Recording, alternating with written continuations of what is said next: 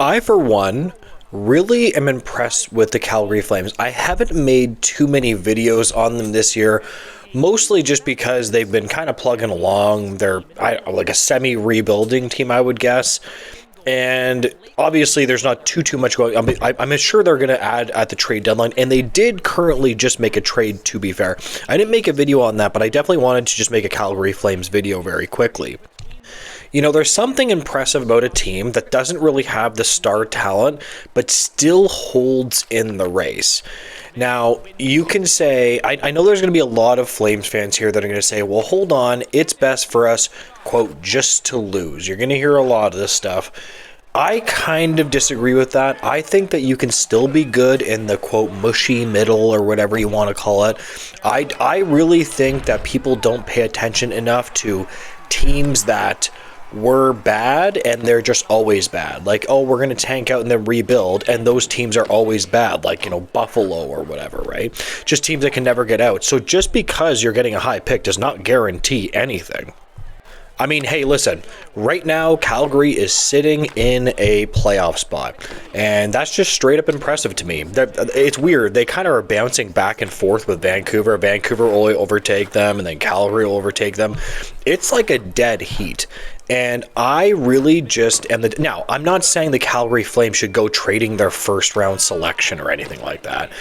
I'm a big believer, though, that while it is harder to get like top talent outside of the top 10, you can still do it, and you can still make, impactful trades that just slowly make your team better. I'm just saying that I've been pretty impressed with the Calgary Flames this year.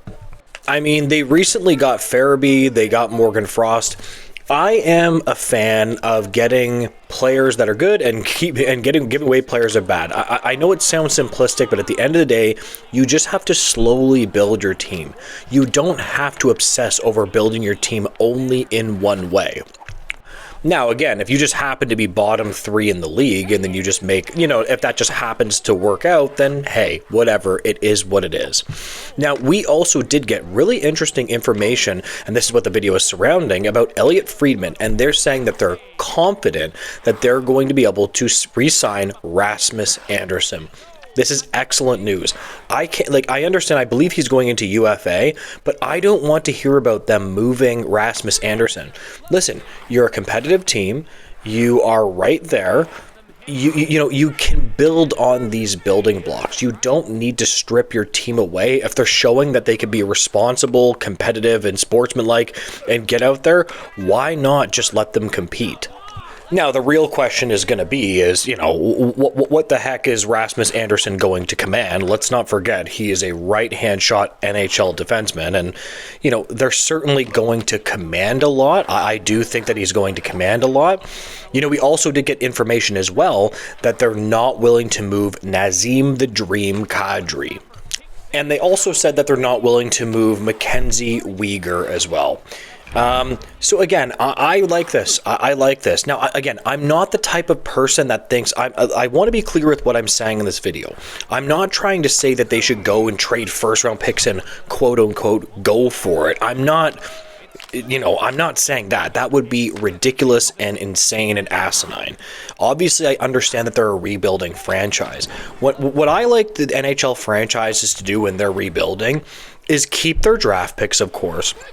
But again, if you have a player that isn't that old, you can just build on that player. You don't need to trade them. And even if you have a player that is a little bit older, if you still think he's going to be good, and plus, let's not forget how difficult it is to get centermen in the NHL. It's nearly impossible.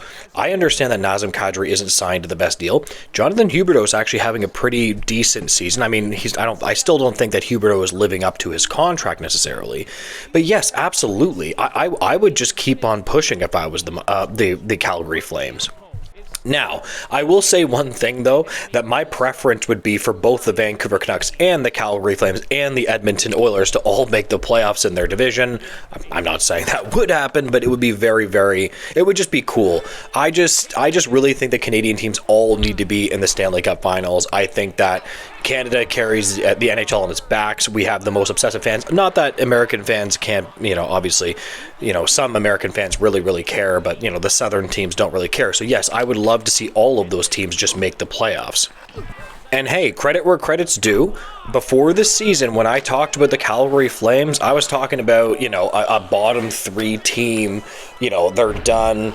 What happened to them the year before, where pretty much everybody was leaving, I had not seen that in a while. I was wondering what the heck was going on there.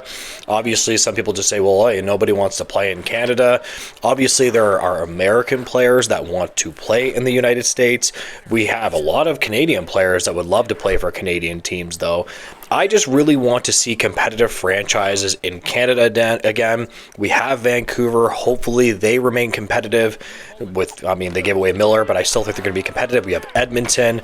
You have the Leafs, which, are the bane of my existence. So I'm just really hoping we finally can break the cup curse this year. So the question of the video, if you are a Flames fan, what exactly would you do?